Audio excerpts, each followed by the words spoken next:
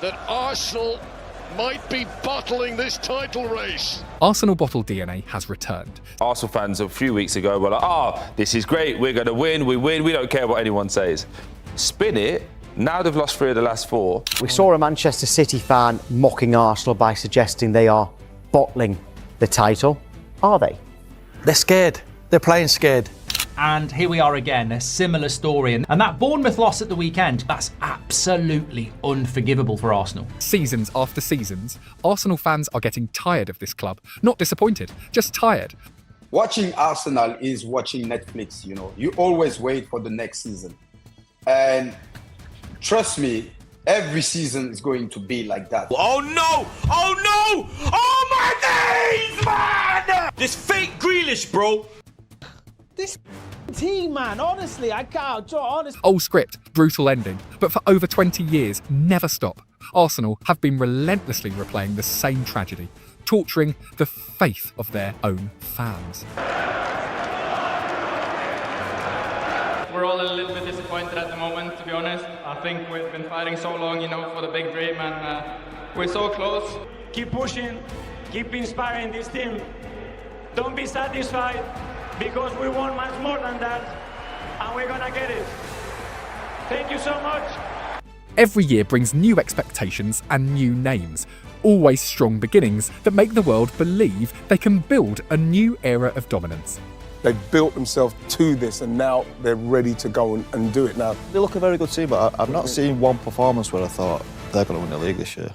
But Arsenal is like Cinderella in the real world. When the clock strikes midnight, the magic doesn't just fade, it disappears. 2 weeks ago, we were talking about the quadruple. 3 weeks ago. Now we're talking about can they win one? No, and I don't think anybody should be worried. Why would you be worried for? Talking about a double anymore, because after the City game, I thought to myself, there's no way these lot win the Champions League now. No, 0%. There's no way they beat a PSG, Bayern Munich. Who else is left in there? Arsenal don't collapse instantly. They slowly turn back into who they've always been.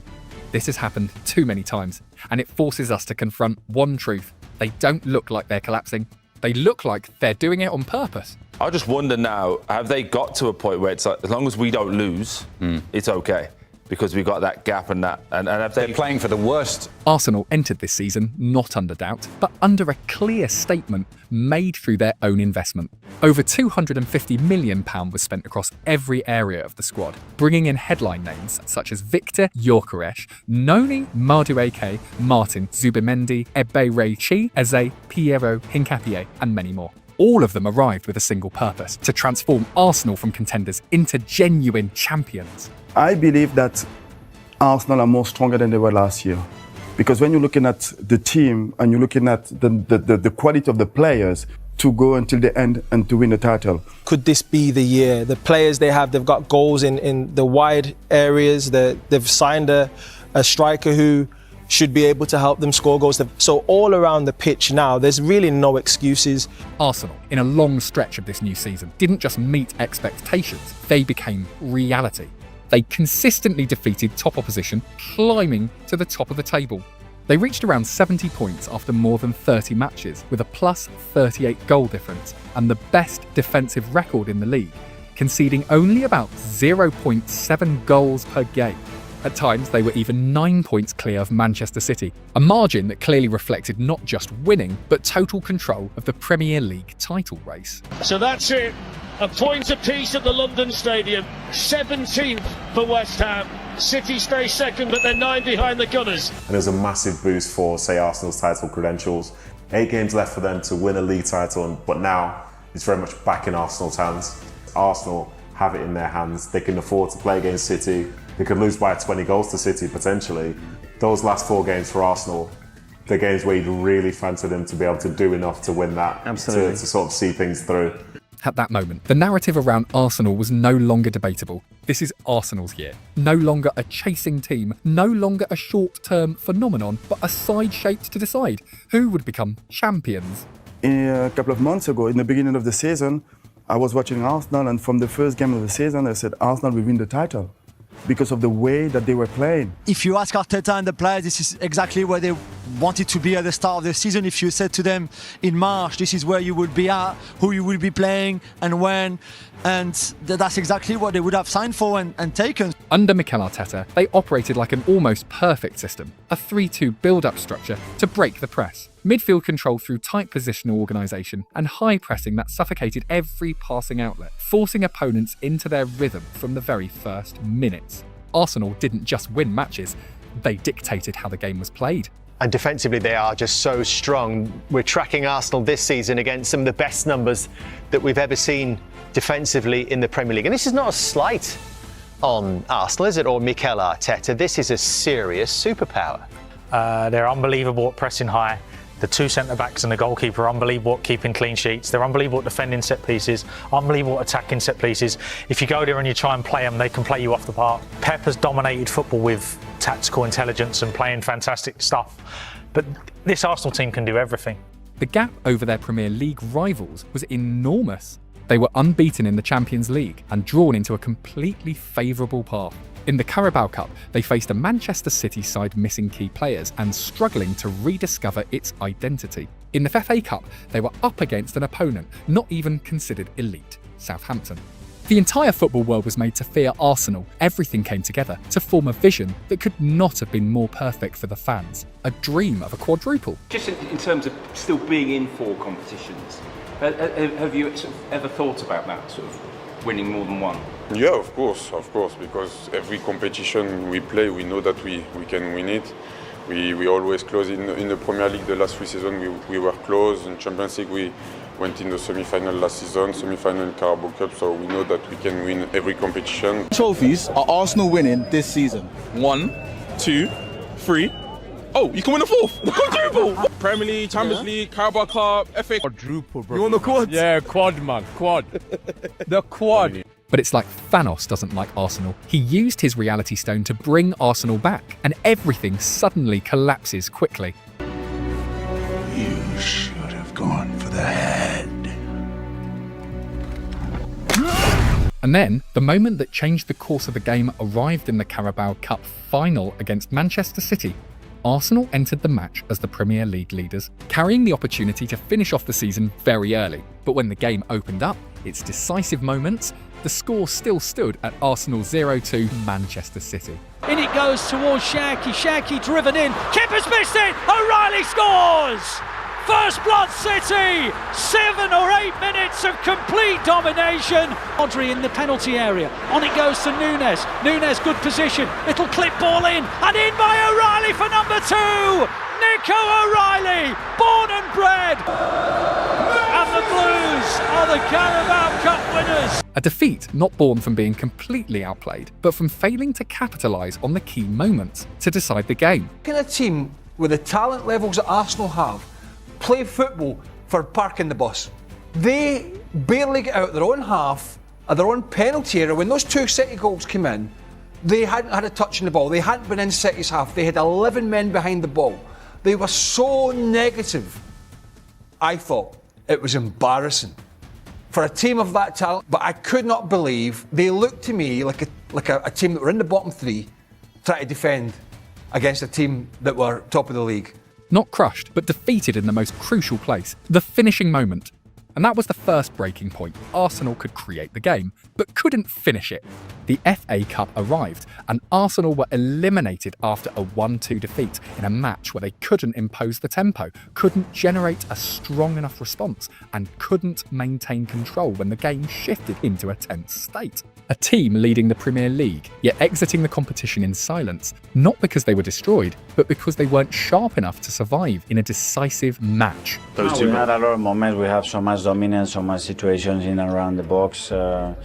We conceded the first goal in a very unusual way for us, in the way we defended the box. The second one from direct play as well, but they had another chance in the first half very similar to that, even without touching the ball.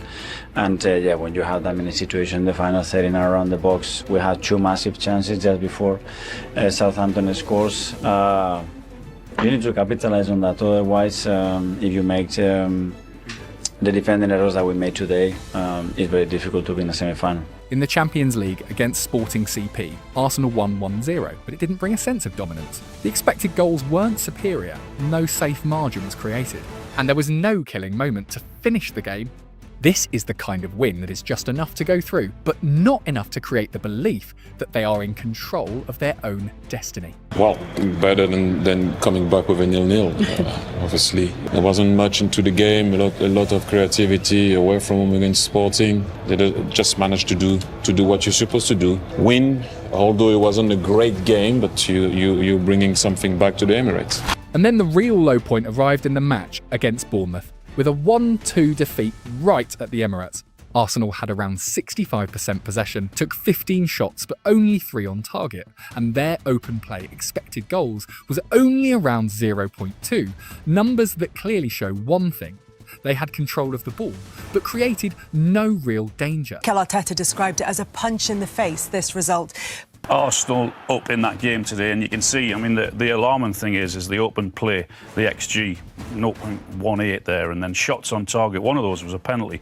Arsenal were miles off it today, and it was a very, very nervous performance. And you would be really worried having looked at that today because of what's gone on in the last 3 or 4 weeks with Arsenal.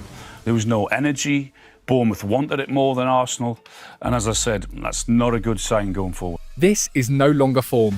This is a systemic breakdown. Meanwhile, Manchester City are showing the complete opposite, consistently securing wins and even having games in hand. Arsenal may still be at the top of the table, but there have been multiple occasions this season where they've slipped, allowing Manchester City to stay right on their heels. They are not showing the face of champions. They are simply benefiting from their rivals being too poor. What happens if they don't win the Premier League? What happens if they don't win the Champions League or the Premier League? If they bottle this, heads have to fly. Then if you're an Arsenal fan, how can you accept that? After all those defeats, Arsenal's real problem doesn't lie in individual match results, but in a more dangerous truth. The numbers on the surface still say they're fine. They still average around 1.9 goals per game, still rank among the teams with the highest expected goals in the Premier League, and still appear on paper as an efficient attacking machine. A team that, based purely on statistics, looks good enough to win the title. But when you dig deeper into the recent matches, that picture starts to crack. And when you look at the stats, before March the 1st, it was over 50%. So what we're seeing is a diminishing Arsenal from set pieces, which was their big calling. The expected goals are no longer as consistent as before, the number of big chances has clearly declined, and most importantly, their ability to convert chances has become inconsistent right when the pressure rises. They still play with the same structure throughout the 90 minutes, still control, still circulate the ball, still maintain the tempo. But elite football is not defined by those 90 minutes. It is defined by the 10 decisive minutes when the game enters a do-or-die state. And that's where the truth is most clearly exposed.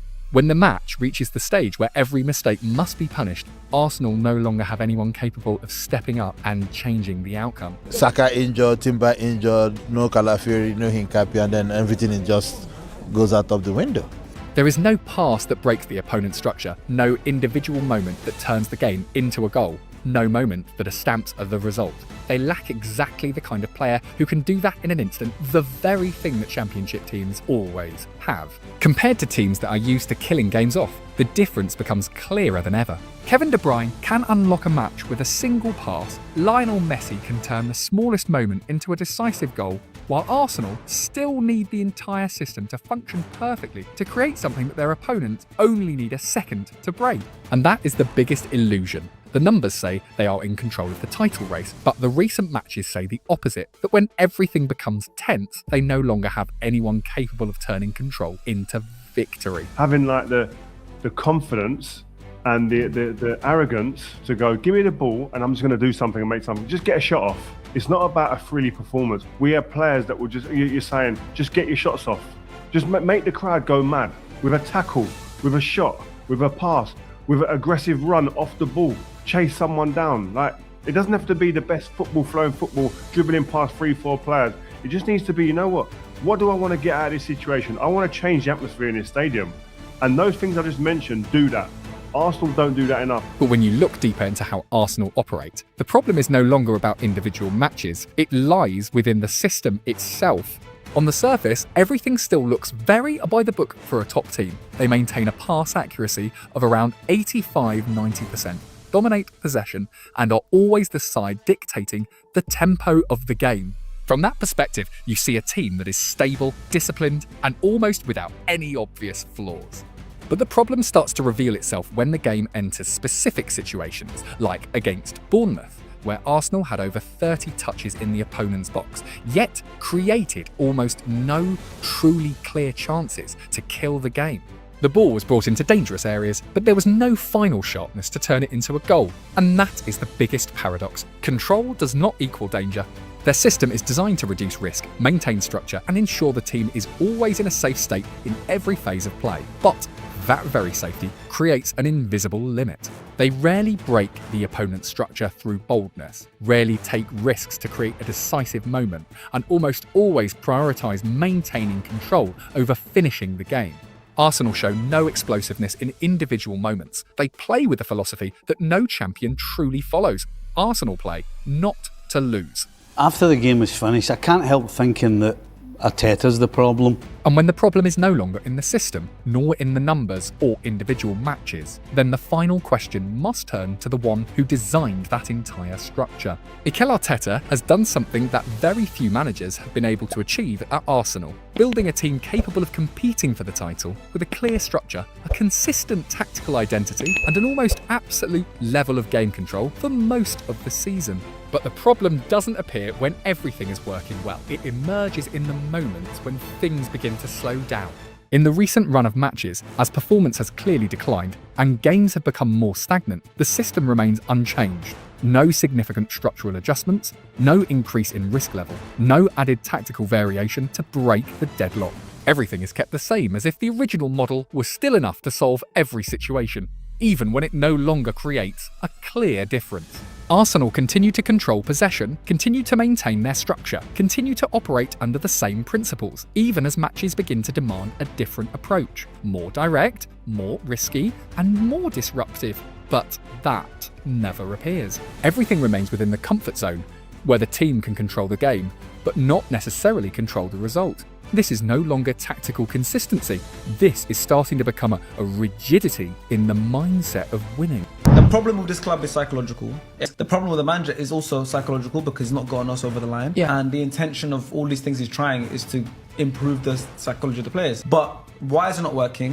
What is it about his tactics? And there's also recruitment issues. If we finish the season playing horror football, like from now to the end of the season, we continue to slop, then I think he should potentially leave. Arsenal enter the decisive phase of the season with everything on paper in their favour. They hold the number one spot in the table, possess one of the strongest defences in the league, and operate within a system that has been built long enough to become stable and familiar with the pressure of a title race. But when all those factors are placed together, there is still a gap that cannot be hidden. They lack the ability to finish the race. It's not that they lack the quality to compete, nor that they lack the system to be at the top, but in the decisive moments, they fail to turn their advantage into trophies. And that's why the real question is not whether they are good enough, because the numbers, the position, and the structure have already answered that they are good enough to be there. The real question lies at a deeper level, where football is no longer about statistics or controlling the game, but about composure in moments where there is no way back.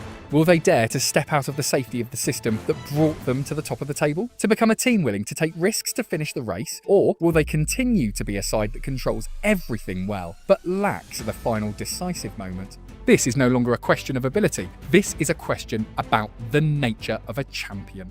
Arsenal are not failing because they are weak.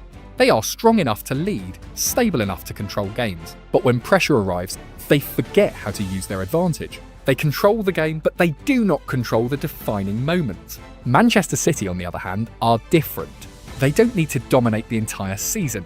They just need to show up at the right time in the most important matches and turn them into results. And in that difference, the entire title race is reshaped. One side controls many things, and the other controls the only thing that truly matters. If you enjoy it.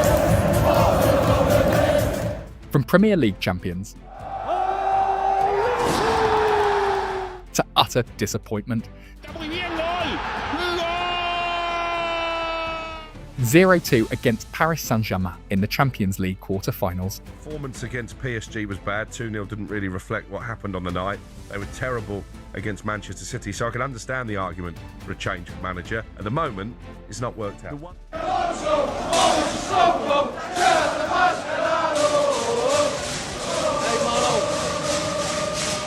From an impregnable fortress now gradually collapsing in a systematic manner.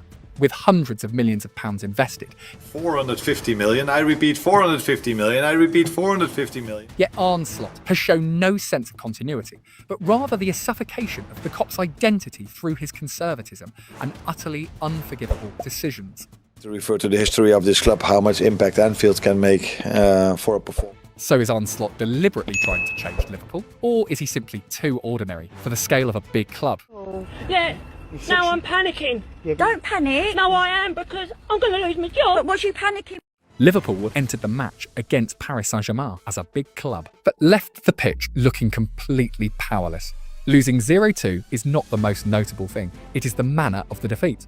Throughout the 90 minutes, Liverpool failed to register a single shot on target. There was no pressure, no ideas, no resistance. They were simply swept away by the game. I think Arne Slot has lost the fans, I think he's lost the players, and I think last night he lost the plot. This is not the first time Liverpool have looked like this.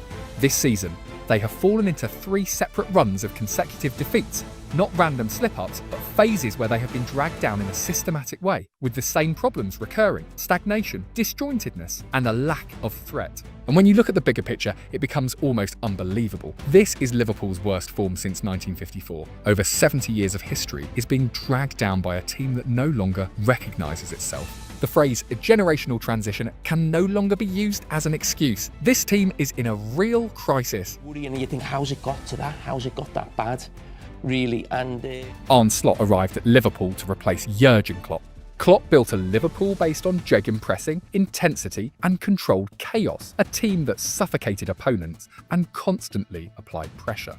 Slot is the opposite. He wants control, structure, and for the game to follow the plan. And the result is that Liverpool are no longer frightening. They have become slower, more predictable, and at times completely harmless, like in the match against PSG, when they failed to register a single shot on target. This is not an upgrade, this is a deviation, when a manager imposes his philosophy on a team that was built for something entirely different. To be fair, Arne Slot did not get everything wrong from the start. In the early phase, he genuinely brought changes that seemed positive. Liverpool controlled possession better, their build-up became clearer and more structured, and their pressing was no longer instinctively chaotic, but organised into a more compact team shape. For a short period, they looked like a more amateur version, less risky, less emotional, but seemingly more stable. But the problem is that none of it lasted. Moving into 2026, those very strengths that were once praised began to disappear. Possession no longer helped them control matches, instead becoming harmless sideways passing. Structured build-up no longer created chances, but only slowed them down and made them easier to read. As for the pressing, once organised, it has now lost both its intensity and cohesion, leaving Liverpool no longer applying pressure, but simply standing there. But even the things he introduced himself have not been sustainable. It's Klopp's team that he inherited. I think we have to show that respect. You can't have it both ways. You can't have it when a manager is unsuccessful saying, well, don't mind. Arne Slot no longer has control over what he himself has created. The system changes constantly from one match to another, from 4-3-3 to 3-4-3, even dropping deep into a back five, leaving Liverpool without any tactical foundation. But worse than the tactics is the way he handles his players. Liverpool do not just have a few individuals out of form, almost the entire squad is declining. Players who once exploded with impact, who once made the difference, have now become faded, sluggish, and lacking confidence in their own roles. Salah, one of the world's top wingers with a killer instinct in front of goal, can now barely even convert a penalty. And Virgil van Dijk, once praised by fans as one of the best defenders in the world, is now repeatedly making naive mistakes, leading to goals conceded. Looking further, the £100 million signing, who made history with Bayer Leverkusen, brought to Anfield to shape a new era, Florian Wirtz, is also struggling to find his identity here. Now, Liverpool can only rely on moments of brilliance from Dominic Szoboszlai or Ugo Ekitike to cling on to any hope for the team. If one player performs poorly, then it is his fault. But what is truly telling here is that when the entire Liverpool squad is underperforming, it can only be down to the manager's system. It could be argued that the squad inherited from Jürgen Klopp does not suit Arne Slot's footballing philosophy, but he has spent nearly £500 million in a single summer merely to buy hope and a dream of domination for the fans. The Dutch manager's tactical approach imposes a structure that forces players to think more than to play, obliging them to hold their positions rather than move freely, suffocating their natural qualities.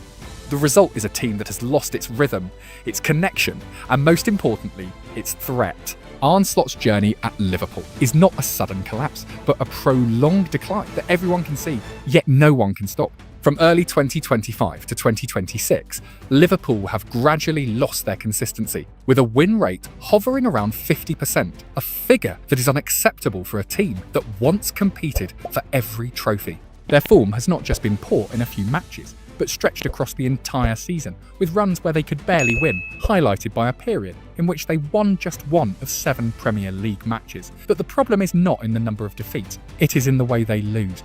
And not quite knowing exactly what they need to do to play for Liverpool right now. And I include Isak, who come on there again, Ekitike and Florian Wirtz, who has got to do an awful lot more. They were demolished 0-4 by Manchester City in the FA Cup, a match in which Liverpool were almost completely wiped out of the contest. Then, against Paris Saint-Germain, they did not just lose, they were utterly dominated, with no ability to respond, no signs of a big club. And what has angered Liverpool fans even more is the way Arne Slot reacted after match. Instead of looking for solutions to fix the problems, he continued to expose issues that only made his shortcomings even more evident. It's completely fine with me if everyone wants to focus on the tactic. Looked at the fact how many lone balls we already had to defend, 178 in 7 games. And then United came and we had to defend 59 lone balls. The moment that laid everything bare came against Paris Saint-Germain, where Arne Slot made a defining decision, switching to a back 5. A change that seemed safer, but in reality showed that he was not playing to win, only trying not to lose. And ironically, he could not even achieve that. The 90 minutes ended with 26% possession and 0 shots on target. Not a lack of chances, but a complete absence of them. Liverpool barely touched the ball in the opposition box, created no pressure whatsoever, and were completely suffocated from start to finish. This is not a team competing. This is a team erased from the game. And what did all these decisions bring? The back 5 did not help them defend, they still conceded. It did not help them counter-attack because they could not even get the ball past the halfway line. And when a big team enters a match without pressing, without control, without attacking, when they accept standing there, watching the opponent play for the full 90 minutes, then it is not just a defeat. It is a tactical humiliation. Arne Slot's problem does not lie in a few isolated wrong decisions, but in the fact that Liverpool's entire tactical foundation under him is collapsing in a systematic way. First is the pressing. Once the DNA of this team, it has almost completely disappeared. No more jigging pressing, no more intensity, no more cohesion in the way they push up to apply pressure. Instead, there are half-hearted, disjointed pressing attempts where individuals step forward out of sync, allowing opponents to bypass the press with just 2 or 3 passes. Liverpool no longer suffocate their opponents, they are bypassed far too easily. And when pressing dies, the identity dies with it. Liverpool no longer have vertical play, no longer those high-speed transitions that catch opponents off guard. Everything has become slow, cumbersome and predictable. Prolonged build-up with harmless sideways passes does not help them control matches. It only gives opponents time to reorganise and shut down every attacking lane. Football that once made Liverpool so frightening, speed and controlled chaos has been replaced by meaningless safety. But worse than anything is the chaos within the system itself. Slot constantly changes formations, with no stable structure maintained long enough for the players to adapt. Every match brings a different approach, every week a different role, and the result is that players step onto the pitch without truly knowing which system they are playing in. This is no longer tactical flexibility, this is tactical disorientation. And all of that leads to the final issue, overcoaching. Slot tries to control every detail, every position, every movement, turning Liverpool into a programmed team rather than one that plays football. You also suffocate their creativity and their threat. Players who once played with freedom, with feeling and rhythm, have now become rigid, slow and predictable. At this point, it needs to be said plainly, Liverpool's problem does not lie in the circumstances. They are not a club lacking money, not an inexperienced group, and certainly not a mid-table squad. Over the past 2 years, the club have invested around £450 million to upgrade the team, bringing in players suited to modern football and capable of competing on all fronts. But none of that has made a difference, because the problem lies elsewhere. Liverpool do not lack personnel, they lack the right system. A system that allows players to maximise their strengths, creates cohesion, and maintains a clear identity in the way they play. Instead, what they have is a disjointed structure, lacking stability, and not optimised for the very players at their disposal. And this is something Arne Slot has had no answer for throughout the entire season. Arne Slot is not a bad manager, but he is doing a poor job at Liverpool. And the reason is very simple. He does not understand the team he is managing. Liverpool do not need safe control. They do not need slow build-up. And they certainly do not need constant tactical experiments like a laboratory. That is not progress. That is how you turn an attacking machine into a harmless team. Liverpool need chaos, intensity, and the feeling that makes opponents collapse before the match even begins. But under Slot, all of that has been erased. The game has been slowed down, pressing has disappeared, players have lost their instincts. These are not minor mistakes. This is a manager dismantling the very weapons that once made his team so powerful. Arne Slot did not destroy Liverpool in a single moment, and at this point, the issue is no longer about form or results, but that Liverpool are gradually becoming an ordinary team, something unacceptable for a club with such history and standards. The question now is not whether Slot can improve the situation. The real question is whether Liverpool have the courage to admit they have gone in the wrong direction and act before this decline becomes irreversible.